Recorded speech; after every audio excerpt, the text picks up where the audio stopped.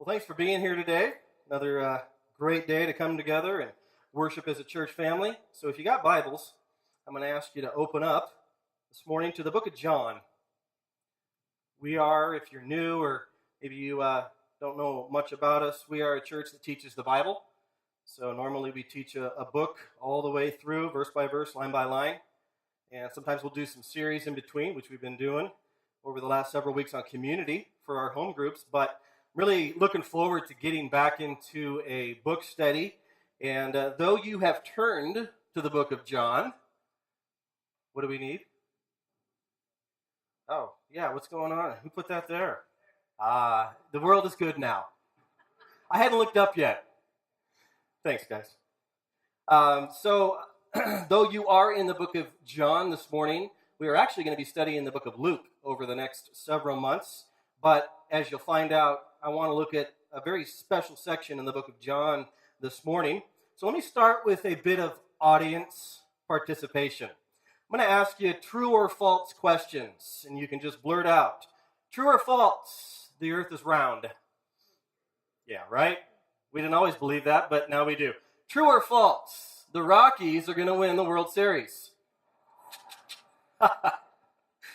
All right. True or false, the Broncos are going to be undefeated? All right. Nobody really knows. The Raiders fan doesn't care.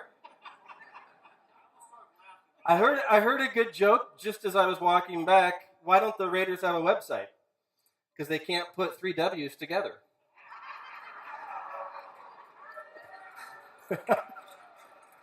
That wasn't mine. Someone told it to me. True or false? Man went to the moon. All right. Some people don't believe that. True or false? No one wants to watch a year and a half of political coverage before the elections. Oh, God, please. Right? True or false? There is right and there is wrong. Okay? True or false? There is a God in heaven. Now, here is the truth. Something is true or something is false, but it can't be both true and false at the same time. Would you agree with that? So the reality is, folks, even though the majority of people, us, know it, the vocal minority is quickly changing the rules of the game. You see, in this postmodern world that we live in, these are new rules that we have to deal with, which is why we're going to start a new series in the book of Luke about truth. And so as you can see, we have what is truth. And on your bulletins, you can see as those drop-down things, there are different mantras that mark postmodernism. If you're a student of culture at all, you'll know that as a society, we moved from a modern society, a modernist society, to a postmodern society. And when we did that, some new rules pervaded the game. Some new rules invaded the game. And so in the postmodern society that we live in, things like relativism exist. And we've heard that term many times. Things like coexist, which is kind of that idea of being relativistic. Tolerance is a big term in our society today. And all of these kind of things like diversity and that there are no absolutes in our world today really permeate our society. Let me quote to you a hugely popular song by a group. Guy, Hosier was his name. Take Me to Church was the title of the song. Many of you will know it. But I want you to hear the words of a few of the lyrics. My lover's got no humor. She's the giggle at a funeral. Knows everybody's disapproval. I should have worshipped her sooner. If the heavens ever did speak, she's the last true mouthpiece. Every Sunday's getting more bleak. A fresh poison each week. We were born sick. You heard them say it. My church offers no absolutes. Now that's very telling.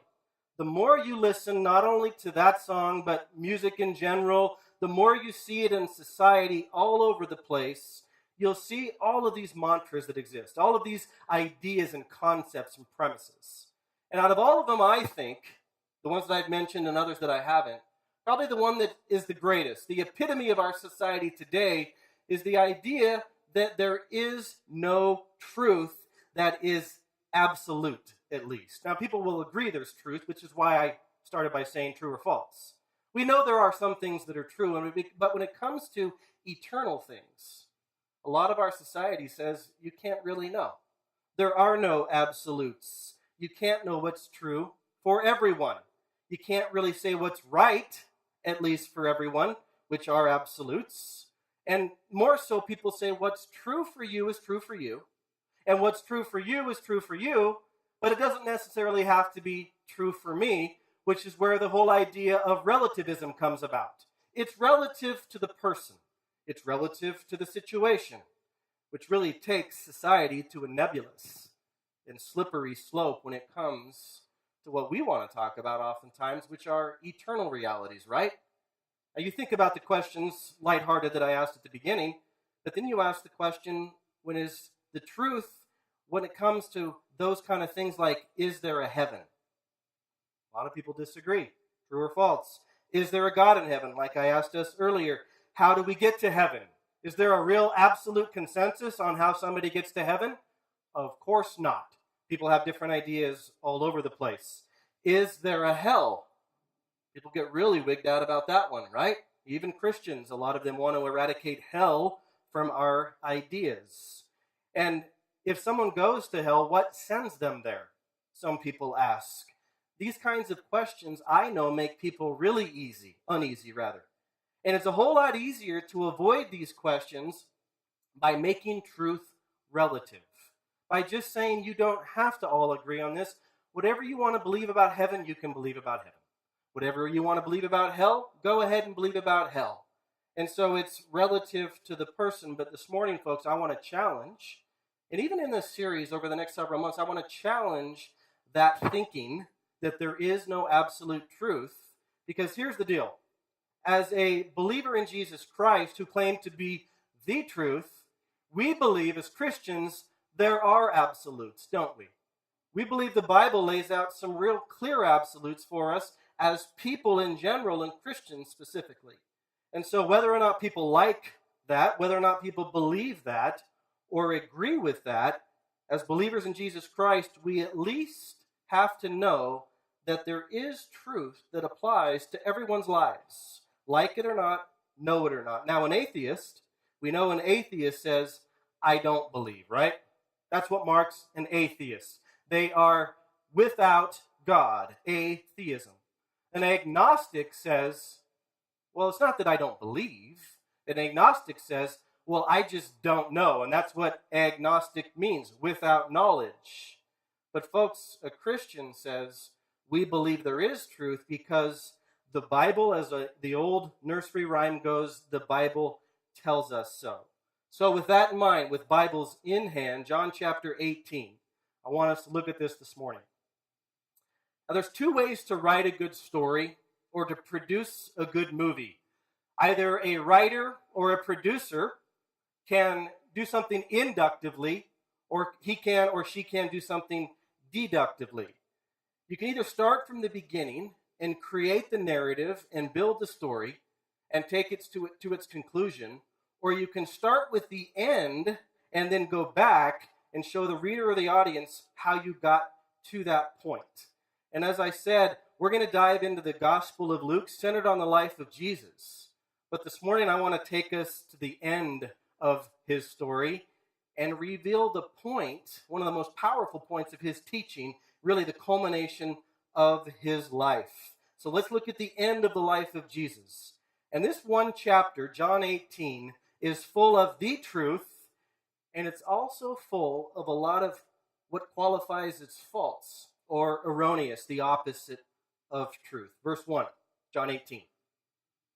When he had finished praying, Jesus left with his disciples and crossed the Kidron Valley. On the other side, there was an olive grove, and he and his disciples went into it. Now Judas, who we know was on the wrong side of the truth, ultimately, it says Judas, who betrayed him, he knew the place because Jesus had often met there with his disciples. So it says in verse 3, Judas came to the grove, guiding a detachment of soldiers and some officials from the chief priests and Pharisees. They were carrying torches, lanterns, and weapons. Jesus, knowing all that was going to happen to him, went out and asked them, "Who is it that you want?" "Jesus of Nazareth," they replied. "I am he," Jesus said. and Judas the traitor was standing there with them.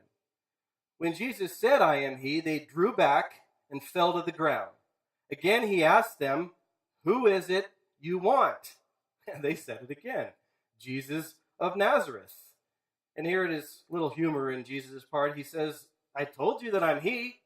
He doesn't come out and insult them like they're not the sharpest knives in the drawer, but he's like, "You already asked me this. You asked for Jesus, I said him he, and so now you're asking me again, and I already told you that I'm he. If you're looking for me," he says, "then let the rest of these men go." Those would have been his disciples. This happened, verse 9, so that the words he had spoken would come to fulfillment or be fulfilled. You see, Jesus on the right side of the truth was always fulfilling what was going to be said about him in the Old Testament called prophecy. Jesus over and over and over was doing things that he did throughout the Gospels that present his life in a way that he would fulfill Old Testament prophecy. And so he said, "Let the rest of these go," in order that the word that was spoken would be fulfilled. "I have not lost one of those you gave me."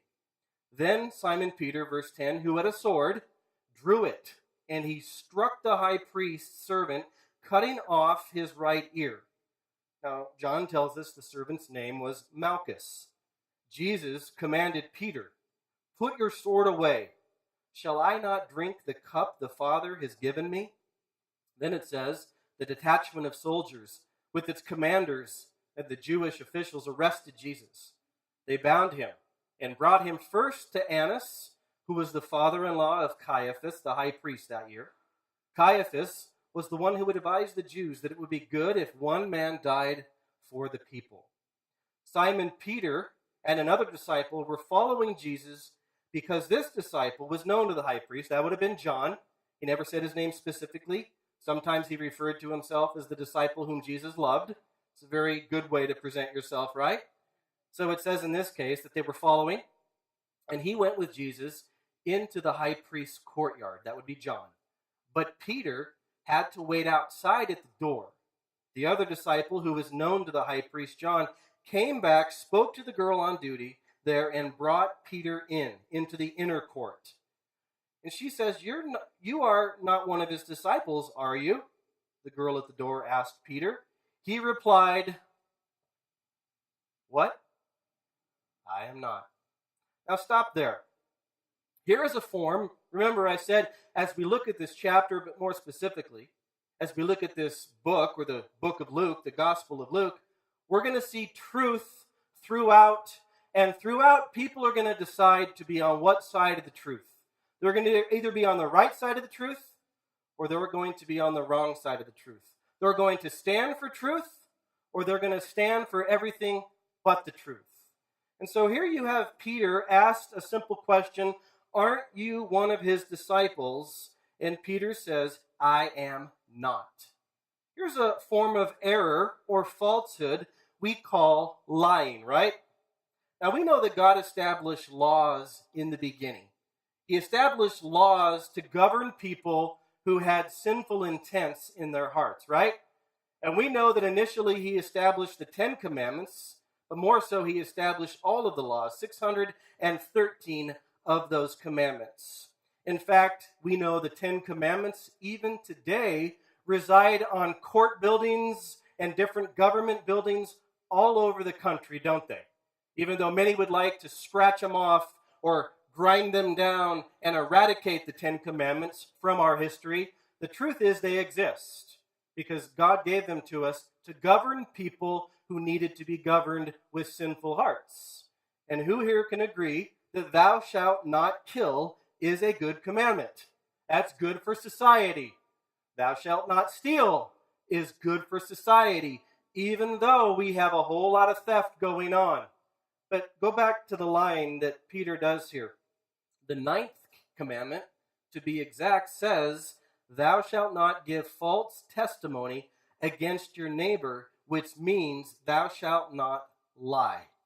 And so in courtrooms all over the world, when somebody is going to testify, they're brought to the front.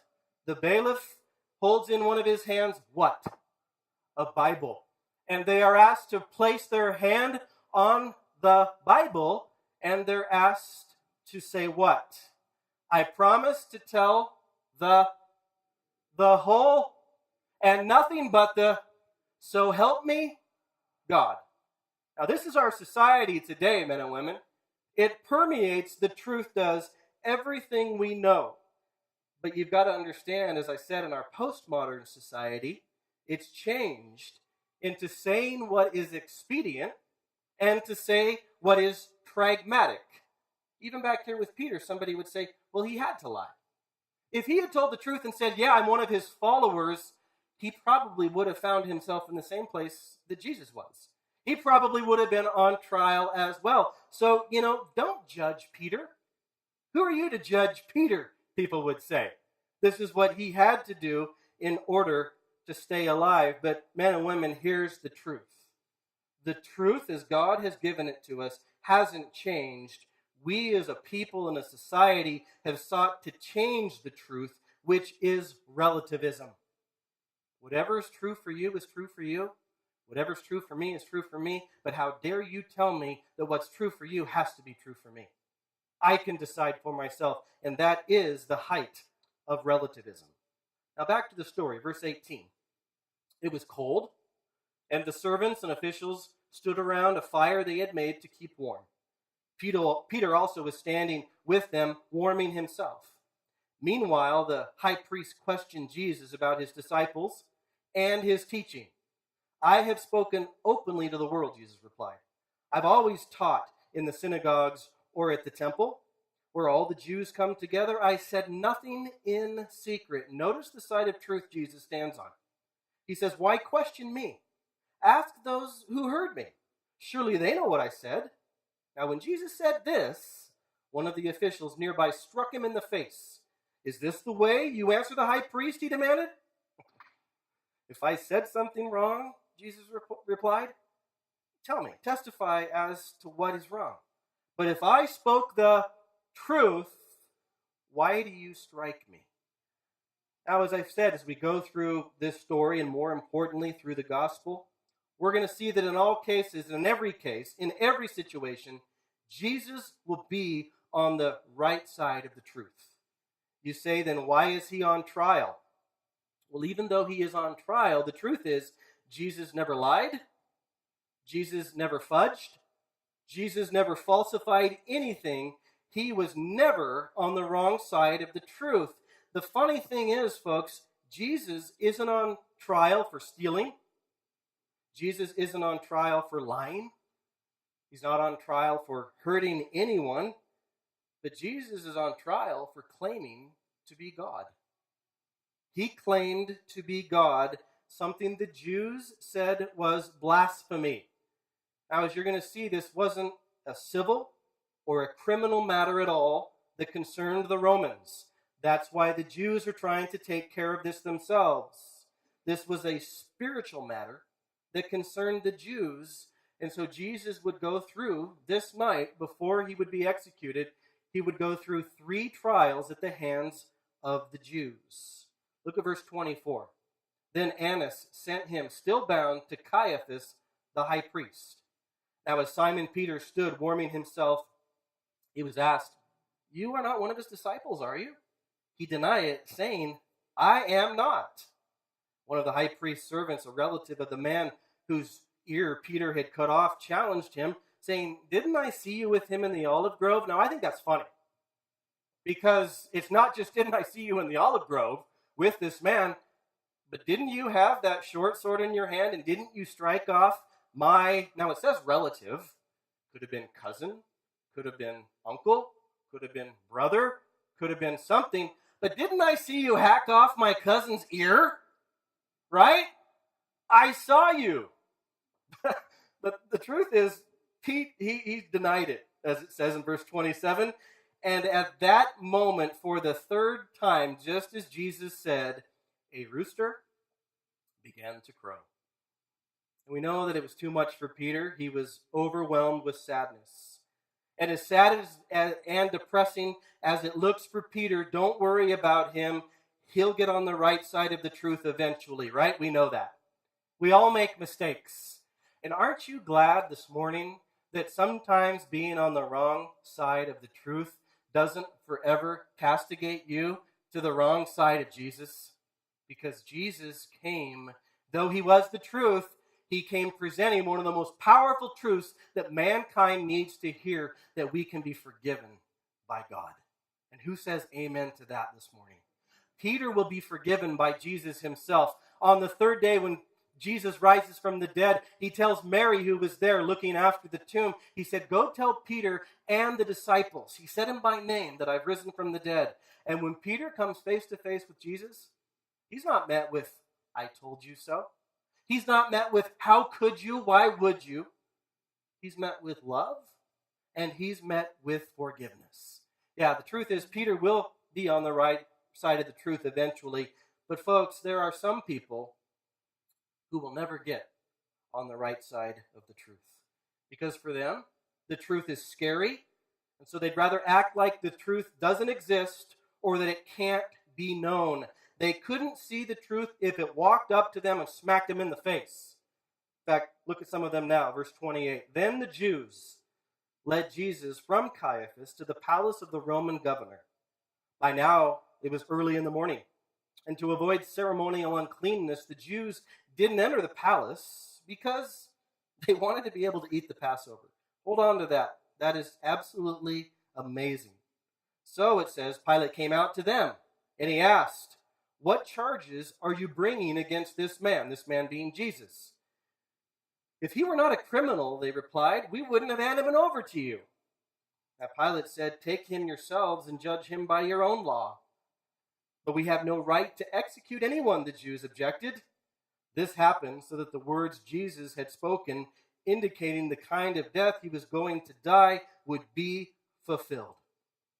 Now stop. Jesus, in this case, is being taken to Pilate, who was the Roman governor.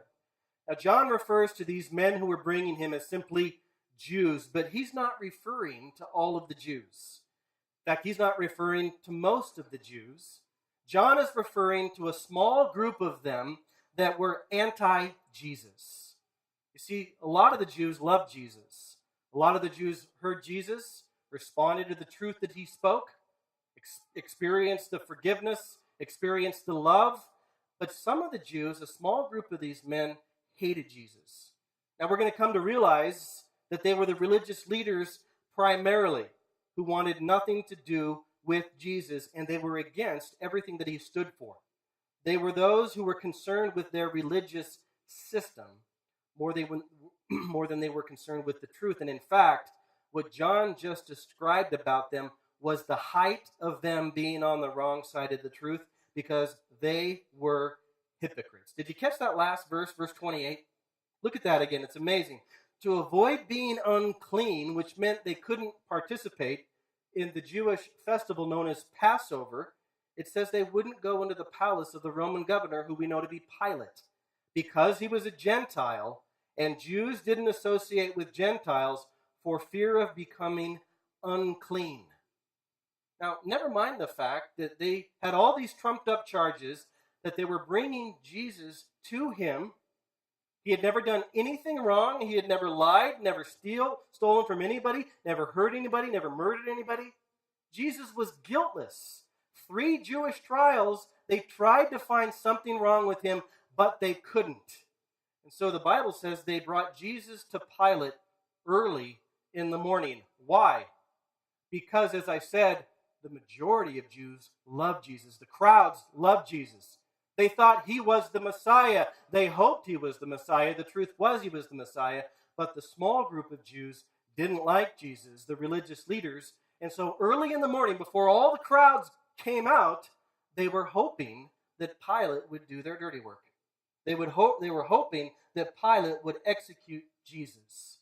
They were hoping that he would do for them what they couldn't do for themselves, because Roman law said Jews couldn't execute anybody. Before Roman law was instituted, the Jews could kill somebody, but the only way they could kill somebody was by stoning them. Now, stoning, if you know it, in the Jewish sense, was something, sometimes people said a man or a person would stand in the middle of a crowd and they would all pick up stones and they would just hurl the stone. But more so, the real clinical way, the real technical way of stoning was they would lay somebody down, much like would be underneath me right here, And on a high stand, people would come up with large rocks for this person laid on the ground, and they would drop heavy rocks right down on the person, crushing his or her very bones. But remember, it was said that Jesus, he would be lifted up. He said of himself in Psalm 22, at least prophetically, that if I be lifted up, I will draw them into myself. You see, Jesus couldn't be killed by the Jews because it wouldn't have fulfilled prophecy. He had to be killed by the Romans because the Romans' way of executing somebody was by putting them on a tree, putting them on a cross, lifting them up after having flogged and beaten and letting them suffocate and die. You see, Jesus was even on the right side of the truth in the way that he was allowing himself to be captured and the way that he was allowing himself to be executed for the sins of mankind. Isn't it amazing? But back to these men, these Jews. They tried in 3 different ways to have Jesus killed. And folks, they didn't bring Jesus to Pilate for a trial. They brought Jesus to Pilate for an execution. He deserved to die, and they wanted Pilate to do it. Notice verse 30. They said, don't question our character. Don't question our judgment. If we say he's guilty, he's guilty. And Pilate says, show me the proof. Now, hold on to that. Verse 33. Pilate, after he talked with this group of Jews, went back inside the palace. He summoned Jesus and asked him, are you the king of the Jews? Is that your own idea? Jesus asked. Or did others talk to you about me? Am I a Jew? Pilate replied. It was your people and your chief priests who handed you over to me. What is it you've done? Jesus said, my kingdom is not of this world. If it were, my servants would fight to prevent my arrest by the Jews, but now my kingdom, Jesus says, is from another place. You are a king then, said Pilate. Jesus answered, you're right in saying I am a king. In fact, for this reason, I was born. And for this, I came into the world to testify to the what? To the truth. Everyone on the side of truth, read that, the right side of the truth, listens to me, Jesus said. What is truth? Pilate asked. Now with this, he went out again to the Jews and said, I find no basis for a charge against him. Wasn't the only time that Pilate had talked to Jesus. Before he went out and talked to the Jews the first time, Jesus was in the presence of Pilate. And so in this case, Pilate examines him. He comes out and he says to the Jews, he's done nothing wrong. This man is not a criminal. I find no reason to put him to death. But notice that Pilate confirms Jesus is without guilt. He's done nothing wrong, but he goes on to say, verse 39, but it is your custom for me to release to you one prisoner at the time of the Passover. Pilate was hoping that the right answer would be given. He asks, do you want me to release the king of the Jews? And they shouted back, no, not him. Give us a murderer. Give us a thief. Give us one of the biggest scourges on the Roman society of that day, the Jewish society of that day, a man named Barabbas. We don't care about what's right. We don't care about what's true. We don't care about who's guilty or who's not guilty. Give us someone other than Jesus Christ. What side of the truth were these men on? It's tragic for these Jews. They didn't care about the truth. They didn't care about what was right and wrong. For them, it's a phrase, don't confuse us with the facts. We've already made up our... It happens all the time. Don't confuse us with the facts. We've already decided. And for some today, this is where they're at as well. But folks, I want to end by talking about Pilate because I think where he was at was more heinous than even the Jews. He would have been steeped in all the religion of his day, the religion of the Jews. He was overseeing Palestine, that region that no Roman curator wanted to oversee. The Jews were the most difficult, tumultuous, hard-pressed people to rule. Nobody wanted this assignment because of all of their Jewish ways, all of their zealous religious ways. But not only that, Pilate would have known the religion of the Romans, which was emperor worship. For the Romans, the emperor was a god, and they worshipped him as such. Then mix in the Greeks and all of the Greek mythology that existed in that day as well. Folks, you had a cornucopia. You had an absolute menagerie of religious things. And so Pilate came to Jesus, and he really doesn't ask him a question. I know it's formed in an interrogative. It says, "What is truth?" with the question mark afterwards. But notice there's no place for a response, is there? Notice in the interchange, Pilate says, "What is truth?" And then it says he walks away. Because for Pilate, you can't really know the truth. How can you know the truth? In the midst of all of the stuff that exists, how can anybody really know the truth? And I don't think it's any different for a lot of people today. Because people today don't really believe there is truth anymore. People today don't really believe you can know the truth anymore. But picture the scene. Pilate is there face to face with the one who said this about himself in John 14:6. Jesus said, "I am the way and the life. No one comes to the Father except through or by me." You see, the truth is, and the good news is, the truth doesn't reside with me.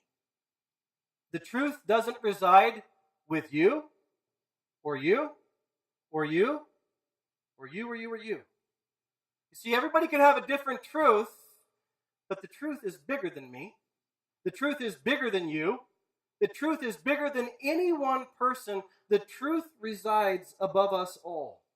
It is absolute. It is higher than my opinion. The truth is higher than your opinion or our opinion. You see, the bottom line is the truth can be found, I believe, and we as Christians believe, in only one place. What Jesus was saying to Pilate, and what Jesus says to anyone and everyone who will listen to him, is that he, Jesus, is the truth. I am the way, the truth, and the life. So read that. He is the truth about God. He is the truth about mankind. Jesus is the truth about sin. Jesus is the truth about judgment. What Jesus said about love is the truth. What Jesus said about holiness is the truth. What Jesus said about life and heaven, what Jesus said about death and hell, what Jesus says about forgiveness, what Jesus said about everything was the truth that God wants us to know. Because Jesus, the truth, was God in the flesh. And so I'm really looking forward over the next several months to look at the life of Jesus Christ in the Gospel of Luke. Because we're going to see the truth about all of those things that I just mentioned. The truth about heaven, the truth about hell, the truth about love, about forgiveness, about God, about sin, about me, about you. The truth, as the one who claimed to be the truth, defined it, regardless of what the rest of the world says. Amen? What is the truth? Let's find out what Jesus says it is.